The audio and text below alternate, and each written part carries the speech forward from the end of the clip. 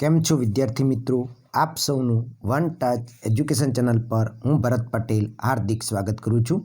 તો વિદ્યાર્થી મિત્રો, તમારી સમક્ષ આપણે એક નવા જ અંદાજમાં રજૂ કરવા જઈ રહ્યા છીએ, અને એ પણ યુનિટ વાઇઝ જે મોસ્ટ આઈએમપી પ્રશ્નો બોર્ડની પરીક્ષાને અનુલક્ષીને છે, અને એને ધ્યાનમાં રાખી અને એના સંપૂર્ણ પ્રશ્નોના જવાબ સાથેનું તમને સોલ્યુશન અમે આપવાનો પ્રયત્ન કરીએ છીએ. જો આ વિડીયો તમને પસંદ આવે તો તમે ફટાફટ કોમેન્ટ કરજો, તો આપણે દરેક ચેપ્ટરના આવી રીતે વિડીયો બનાવી અને તમને આપીશું. જો આ વિડીયો તમને યોગ્ય ન લાગે તો પણ તમે કોમેન્ટ કરજો. જો આની અંદર કંઈક સુધારા જેવું હોય તો પણ તમે કોમેન્ટ કરજો, અને આવા વિડીયોની તમારે જરૂર ન હોય તો પણ તમે કોમેન્ટ કરજો, એટલે અમને ખ્યાલ આવે કે તમે કેવા પ્રકારના વિડીયો જોવા માગો છો. તો આપણે આની અંદર ચેપ્ટર નંબર જે 9 છે 8 છે એનો યુનિટ ટેસ્ટ રાખેલો છે કે જેનું સંપૂર્ણ સોલ્યુશન તમને કરાવી દઈશું. તો આપણે એક એક પ્રશ્નોનો જોવાનું છે. તો અહીંયા જો તમારી સમક્ષ પહેલો જ પ્રશ્ન છે કે દુનિયામાં એક કે બે સ્થળેથી જે મળતું સંસાધન છે એ કયું સંસાધન છે? તો એને એકલ સંસાધન કહેવાય. ફક્ત દુનિયામાં માત્ર ને માત્ર એકાદ કે બે સ્થળેથી જે મળતું સંસાધન છે એને આપણે એકલ સંસાધન કહીએ છીએ. અને એકલ સંસાધનનું ઉદાહરણ કયું છે? તો ક્રાયોલાઇટ ધાતુ. કઈ ધાતુ છે? ક્રાયોલાઇટ ધાતુ. અને જે ક્રાયોલાઇટ ધાતુ છે એ માત્ર ને માત્ર આખા વિશ્વમાં એક જ જગ્યાએથી એટલે કે ગ્રીનલેન્ડમાંથી મળી આવે છે. તો એ પણ વિદ્યાર્થી મિત્રો તમે યાદ રાખજો. ચલો નેક્સ્ટ, એના પછી બીજો પ્રશ્ન છે કે જમીનનું નિર્માણ મૂળ ખડકોના ખાલી જગ્યા મળવાથી થાય છે. તો મૂળ ખડકોનું જે ખવાણ અને ઘસારણ થાય છે એનાથી જમીનનું નિર્માણ થાય છે. એટલે કે આપણે જાણીએ છીએ કે કોઈ પણ જમીન હોય, દાખલા તરીકે આ ખડક છે તો આને આપણે મૂળ ખડક કહેવાય. હવે આ મૂળ ખડક ઉપર શું થશે? તો કે આબોહવાની અસર થશે. આબોહવાની તાપમાન છે, વરસાદ છે, ભેજ છે, એ બધું આબોહવામાં આવે. હવે આની અસર થશે તો આના અસરના કારણે શું થશે? તો આ મૂળ ખડકો છે એમનું ખવાણ થશે, એટલે કે ખડતું તૂટી જશે, એમનો ભૂકો બનશે. શું બનશે? બારીક ભૂકો. અને એ બારીક ભૂકો જે છે એ બારીક ભૂકામાંથી જમીનનું નિર્માણ થાય છે. ચલો આગળ આપણે ત્રીજો પ્રશ્ન જોઈએ કે પડખાઉ જમીનનું અન્ય નામ જણાવો. તો પડખાઉ જે જમીન છે એને આપણે લેટરાઇટ જમીન તરીકે પણ ઓળખીએ છીએ. તો પડખાઉ જમીનનું અન્ય નામ શું છે? લેટરાઇટ જમીન. ચાલો આગળ ચોથો છે કે હાલમાં ભારતીય ખેત સંશોધન પરિષદ દ્વારા ભારતમાં જમીનના કુલ કેટલા પ્રકાર દર્શાવવામાં આવે છે? તો જમીનના 8 પ્રકાર દર્શાવવામાં આવે છે. કોના દ્વારા? તો કે આઈસીએઆરનું પૂરું નામ શું થાય છે? તો ઇન્ડિયન કાઉન્સિલ એગ્રીકલ્ચર રિસર્ચ, કે જેના દ્વારા ભારતની અંદર જમીનના કુલ 8 પ્રકારો દર્શાવવામાં આવ્યા છે. આગળ તમારી સમક્ષ પાંચમો પ્રશ્ન છે કે સંકલ્પના સમજાવો. તો કે સંસાધન. હવે સંસાધન એટલે શું? તો કે કોઈ પણ વસ્તુ માનવ જરૂરિયાત પૂરી કરવા કામમાં લેવામાં આવે તો તે સંસાધન બની જાય છે. એટલે કે માનવી કોઈ પણ વસ્તુનો પોતાની જરૂરિયાત પૂરી કરવા માટે જ્યારે ઉપયોગ કરે છે ત્યારે વસ્તુ માનવી માટે શું બની જાય છે? સંસાધન બની જાય છે. આગળ છઠ્ઠા નંબરનો છે કે જમીન એટલે શું? તો કે ભૂપૃષ્ઠ પરના માતૃખડક અને વનસ્પતિના દ્રવ્યના મિશ્રણથી બનેલો અસંગઠિત પદાર્થનું પડ કે સપાટી, જેને શું કહેવાય છે? જમીન કહેવામાં આવે છે. સાદી વ્યાખ્યા આપી હોય તો કે પૃથ્વી સપાટી પરનું ઉપરનું પડ, જે પૃથ્વી સપાટી છે એ પૃથ્વી સપાટી પરનું ઉપરનું પડ કે જ્યાં આગળ વનસ્પતિ ઉગી નીકળતી હોય, વનસ્પતિની વૃદ્ધિ થઈ શકતી હોય એવા ભાગને જમીન કહેવામાં આવે છે. આગળ નેક્સ્ટ પ્રશ્ન જોઈએ તો કે જમીનનું ધોવાણ એટલે શું? તો જમીનનું ધોવાણ એટલે કે ઉપરલા જમીન કણોનું ઝડપથી કુદરતી બળો દ્વારા એક સ્થળેથી અન્યત્ર ફેંકાઈ જવું, એને શું કહેવાય છે? જમીન ધોવાણ કહેવાય છે. તો કે જમીન ધોવાણ એટલે શું? તો કે જમીનના કણોનું, કોનું? તો કે જમીનના જે કણો છે એ જમીનના કણોનું ગતિશીલ, હવા કે પાણી. હવે ગતિશીલ છે, હવા કેવી છે? તો કે હવા ગતિશીલ છે. પાણી કેવું છે? ગતિશીલ. તો કે હવા કે પાણી જે ગતિશીલ છે એના દ્વારા શું થાય છે? તો કે એક જગ્યાએથી બીજી જગ્યાએ જમીનના કણો સ્થળાંતરિત થાય છે. તો એ એક જગ્યાએથી બીજી જગ્યાએ જમીનના કણો સ્થળાંતરિત થાય છે તો એને શું કહેવામાં આવે છે? જમીનનું ધોવાણ કહેવામાં આવે છે. આગળ આઠમો પ્રશ્ન છે વિદ્યાર્થી મિત્રો કે એક જોડકું સાચું નથી. ચલો, વ્યક્તિગત સંસાધનમાં જમીન અને મકાન, તો આ જોડકું કેવું છે? સાચું છે. પછી રાષ્ટ્રીય સંસાધનમાં આંતરરાષ્ટ્રીય વેપાર, તો આ પણ સાચું છે.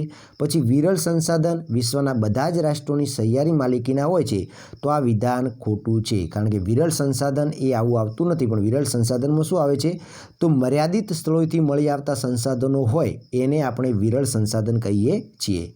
આગળ છે આ જે જે વાક્ય છે એ કોના માટે છે? તો આ વાક્ય છે વૈશ્વિક સંસાધન માટે લાગુ પડે છે, એટલે કે સી ઓપ્શન એ આવે છે, એટલે કે સી ઓપ્શન એ ખોટું છે. પછી એકલ સંસાધન તો કે ક્રાયોલાઇટ ધાતિયાનું ઉદાહરણ છે, રાઈટ છે. ચાલો આગળ નંબરનો પ્રશ્ન છે, એક જમીનનો વિકાસ સૂકી અને અર્ધ સૂકી આબોહવાકીય પરિસ્થિતિમાં થાય છે તો તે રેતાળ, ઓછી ફળદ્રુપ હોય છે અને તેમાં દ્રાવ્ય ક્ષારોનું પ્રમાણ વધુ હોય છે, તો તે જમીન કઈ છે? તો એ રણ પ્રકારની જમીન છે. કારણ કે રણ પ્રકારની જમીન કેવી હોય છે? તો કે રેતાળ પણ હોય છે, સાથે સાથે ઓછી પણ ફળદ્રુપ હોય છે, અને રણ પ્રકારની આબોહવા કેવી હોય છે? સૂકી અને અર્ધ સૂકી આબોહવા જોવા મળે છે.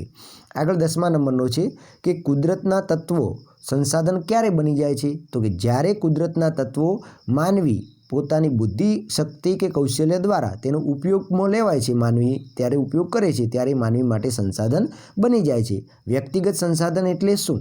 તો કે જે સંસાધન કોઈ વ્યક્તિ કે પરિવારની માલિકી હોય તેને વ્યક્તિગત સંસાધન કહેવાય છે. એકદમ સરળ છે. કોઈ પણ સંસાધનની કોઈ એક વ્યક્તિની માલિકી હોય અથવા તો આખા એક પરિવારની માલિકી હોય તો એવા સંસાધનને વ્યક્તિગત સંસાધન કહેવાય છે. મકાન અને જમીન એ વ્યક્તિગત સંસાધનના ઉદાહરણ છે. પછી વૈશ્વિક સંસાધન એટલે શું? તો કે એવા સંસાધન કે જેની અંદર સમગ્ર દુનિયાના દેશોની સહિયારી માલિકી હોય એવા સંસાધનને વૈશ્વિક સંસાધન કહેવાય છે. જેનો ઉપયોગ સમગ્ર વિશ્વના લોકો પોતાના માટે કરી શકતા હોય એવા સંસાધનને વૈશ્વિક સંસાધન કહેવાય છે. આગળ છે વિરલ સંસાધન કોને કહેવાય? તો કે જે સંસાધનોના પ્રાપ્તિ સ્થાન મર્યાદિત હોય તેવા સંસાધનોને વિરલ સંસાધન કહેવાય છે. જેમ કે પેટ્રોલિયમ છે, તાંબુ છે, કોલસો છે, ખનિજ તેલ છે, આ બધા વિરલ સંસાધન કહેવાય, કારણ કે એમનું પ્રાપ્તિ સ્થાનો છે કહેવાય છે મર્યાદિત છે. પછી સંરક્ષણ કોને કહે છે? તો કે જ્યારે કોઈ વૃક્ષ કે જીવના અસ્તિત્વ પર સંકટ થાય ત્યારે તે માટે ગોઠવવામાં આવતી જે વ્યવસ્થાપન છે તેને શું કહેવામાં આવે છે? સંરક્ષણ કહેવામાં આવે છે. એટલે કે આપણે જમીનનું સંરક્ષણ કોને કહેવાય? તો આ ખાસ યાદ રાખજો. ભૂમિ સંરક્ષણ એટલે શું? તો કે જમીનનું ધોવાણ અટકાવી અને જમીનની ગુણવત્તા જાળવી એને ભૂમિનું સંરક્ષણ કહેવાય. તો સંરક્ષણ કોને કહેવાય? કે જ્યારે કોઈ વૃક્ષ કે જીવનના અસ્તિત્વ પર સંકટ તોળાતું હોય ત્યારે તેને બચાવવા માટેની જે વ્યવસ્થા ગોઠવવામાં આવે છે તેને સંરક્ષણ કહેવાય છે. આગળ છે જમીન નિર્માણ કઈ રીતે થાય છે? તો કે મૂળ ખડકોના ખવાણ અને ધોવાણથી મળવાળા પદાર્થોમાંથી થાય છે. એટલે કે જમીનની અંદર શું શું ભળેલું હોય છે આપણે બધા જ જાણીએ છીએ. જમીનની અંદર જૈવિક દ્રવ્યો ભરેલા હોય છે, પછી તો કે ભેજ ભળેલો હોય છે, એના પછી તમે જુઓ તો શું આવે છે? તો કે ખનિજ દ્રવ્યો ભરેલા હોય છે અને હ્યુમસની માત્રા જોવા મળે છે. તો આટલી વસ્તુ છે એ જમીનની અંદર ભળેલી હોય છે. જમીન એટલે શું? તો કે જમીન એટલે શું? આ વ્યાખ્યા તમે જુઓ તો કે જે સેન્દ્રિય પદાર્થયુક્ત ઝીણા કણોવાળા પોચા ખડકને જમીન કહેવાય છે. મોસ્ટ IMP ખાલી જગ્યા છે. જમીન કોને કહેવાય છે? તો કે જમીન એને કહેવાય છે કે જે સેન્દ્રિય પદાર્થયુક્ત ઝીણા પોચા ખડકો પદાર્થો કે જેને આપણે જમીન કહીએ છીએ. ચાલો આગળ. કાંપની જમીનનું નિર્માણ કોને આભારી છે? જે કાંપ છે એ કાંપવાળી જમીનનું નિર્માણ કોને આભારી છે? તો કાંપવાળી જમીનનું નિર્માણ નદીઓના નિક્ષેપણ કાર્યને આભારી છે.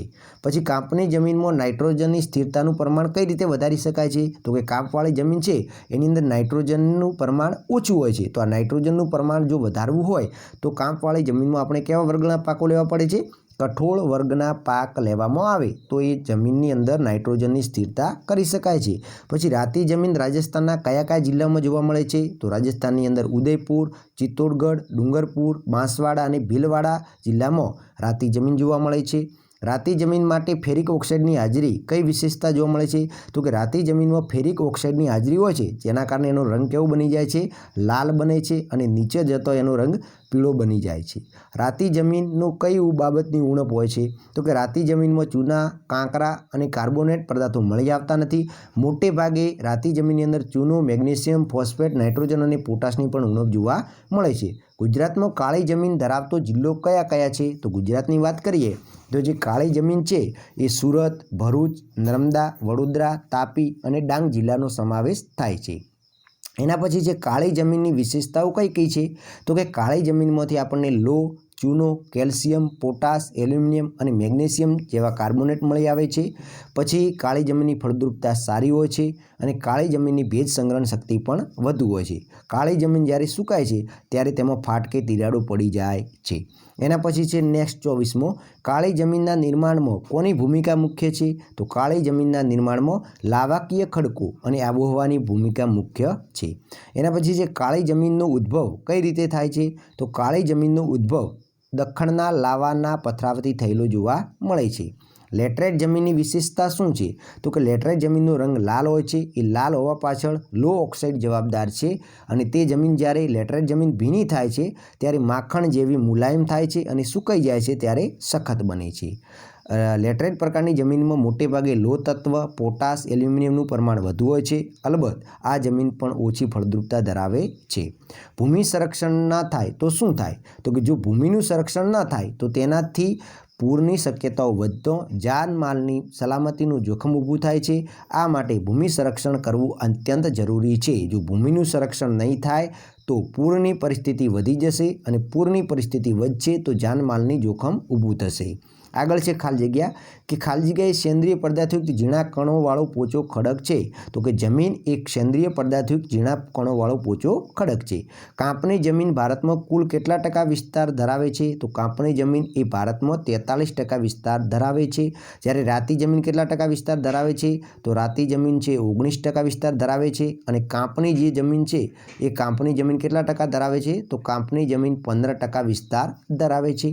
આગળ જોઈએ તો કે રાતી જમીનમાં ખાલી જગ્યાને કારણે તેનું લાલ રંગ બને છે. તો રાતી જમીનમાં ફેરિક ઓક્સાઇડના કારણે અને લેટરાઇટ જમીનમાં જે લાલ રંગ બને છે એ કોના કારણે? તો કે લો ઓક્સાઇડના કારણે બને છે. આગળ જોઈએ 32મો, જમીનનું નામ લેટિન ભાષાના લેટર એટલે કે ઇંટ પરથી પડ્યું છે. એ જમીન કઈ છે? તો લેટરાઇટ જમીન છે.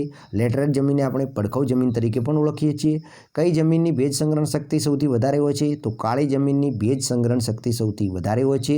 લેટરાઇટ જમીનનો લાલ રંગ કોને આભારી છે? તો લો ઓક્સાઇડને આભારી છે. કુદરતી વાયુ કયું સંસાધન છે? તો કુદરતી વાયુ એ શક્તિ સંસાધન છે. ક્રાયોલાઇટ એ કયું સંસાધન છે? ક્રાયોલાઇટ એ એકલ સંસાધન છે. ઉત્તર ભારતનું મેદાન કયા પ્રકારની જમીન ધરાવે છે? તો કાંપની મેદાન જમીન ધરાવે છે, કારણ કે નદીઓના કાંપ દ્વારા તૈયાર થયેલી છે. ઉદયપુર ખાતે કયા પ્રકારની જમીન આવેલી છે? તો રાતી જમીન આવેલી છે. અલમોડા કયા પ્રકારની જમીન ધરાવે છે? તો ઉત્તરાખંડની અંદર જે અલમોડા જે છે એ દલદલ પ્રકારની જમીન ધરાવે છે. હવે આ પાઠમાંથી 2 ગુણના પ્રશ્નો આવે છે તો એની આપણે તૈયારી કરી લઈએ. તો કે પર્વતીય જમીન કોને કહેવાય છે? તો કે હિમાલયની ખીણો અને ઢોળાવના ક્ષેત્રોમાં 2700 મીટરથી લઈ અને 3000 મીટર સુધીની ઊંચાઈ પર આવેલું છે. તે તળ પાતળું અને અપરિપક્વ હોય છે. એટલે કે હિમાલયની પર્વત ઉપર પર્વતીય જમીન ક્યાં આગળ આવેલી છે? તો હિમાલયના પર્વતીયના ખીણો અને ઢોળાવના જે ક્ષેત્રો છે એની ઉપર 2700થી લઈ અને 3000 મીટરની ઊંચાઈ પર આવેલી છે. અને જે પર્વતીય જમીન છે એનું તળ કેવું હોય છે? તો કે એકદમ પાતળું અને અપરિપક્વ હોય છે. હવે જે હિમાલયની પર્વતીય જમીન છે એના ઉપર આપણને દેવદાર, ચીડ, પાઇનના વૃક્ષો જોવા મળે છે. અને કયા કયા રાજ્યો અને કયા કયા સ્થળે પર્વતીય જમીન આવેલી છે? તો અસમ, દાર્જિલિંગ, ઉત્તરાખંડ, હિમાચલ પ્રદેશ અને જમ્મુ કાશ્મીરનો સમાવેશ થાય છે. આગળ છે સંકલ્પના સમજાવો. નવીનીકરણ સંસાધન. તો કે કેટલાક સંસાધનો પોતાની મળે ચોક્કસ સમયમાં વપરાશી હિસ્સાની પૂર્તિ કરે છે અથવા તો તે અખૂટ છે, એટલે તેને નવીનીકરણ સંસાધન કહેવાય છે. દાખલા તરીકે સૂર્ય છે, જંગલો છે વગેરે નવીનીકરણ છે. એટલે કે ફરીથી તે ઉત્પાદિત થઈ શકે છે, ફરીથી તેમનું ઉત્પાદન થાય છે. પછી અનવીનીકરણ સંસાધન એટલે શું? તો કે ખૂટ સંસાધનો, કે જે પુનઃ અપ્રાપ્ય સંસાધનો, કે જે સંસાધન એકવાર વપરાયા પછી ફરીથી પુનઃ ઉપયોગમાં લઈ શકાતા નથી અથવા તો તેને ફરીથી બનાવી શકાતા નથી, કે નજીકના ભવિષ્યમાં ફરીથી તેનું નિર્માણ શક્ય છે નહીં, તેવા સંસાધનોને અનવીનીકરણ સંસાધન કહેવામાં આવે છે. દાખલા તરીકે કયા કયા છે? તો કુદરતી વાયુ, ખનિજ તેલ અને કોલસો. પછી આગળ છે રાષ્ટ્રીય સંસાધન એટલે શું? તો કે જે સંસાધનમાં કોઈપણ દેશ કે પ્રદેશની સાર્વજનિક સંપત્તિ ગણાય છે તેને રાષ્ટ્રીય સંસાધન કહેવાય છે. જેમ કે લશ્કર અને આંતરરાષ્ટ્રીય વેપાર એ રાષ્ટ્રીય સંસાધન છે. પછી સર્વસુલભ સંસાધન એટલે શું? તો કે જે સંસાધન વાતાવરણમાં ઉપયોગમાં વાયુઓ છે, એટલે કે બધી જ જગ્યાએથી સર્વ રીતે સુલભ હોય, બધી જગ્યાએથી આપણને મળી આવતા હોય એવા સંસાધનને સર્વસુલભ સંસાધન કહેવાય છે. જેમ કે વાતાવરણમાં રહેલા વાયુઓ, નાઇટ્રોજન અને ઓક્સિજન. પછી છે વિરળ સંસાધન. તો કે જે સંસાધનોના પ્રાપ્તિ સ્થાનો મર્યાદિત હોય તેવા સંસાધનોને વિરળ સંસાધન કહેવાય છે. પેટ્રોલિયમ, તાંબુ, કોલસો વગેરે. સંકલ્પના છે કે એકલ સંસાધન. તો કે દુનિયાનો માત્ર ને માત્ર એકાદ કે 2 સ્થળેથી મળી આવતા હોય તેવા સંસાધનને એકલ સંસાધન કહેવાય છે.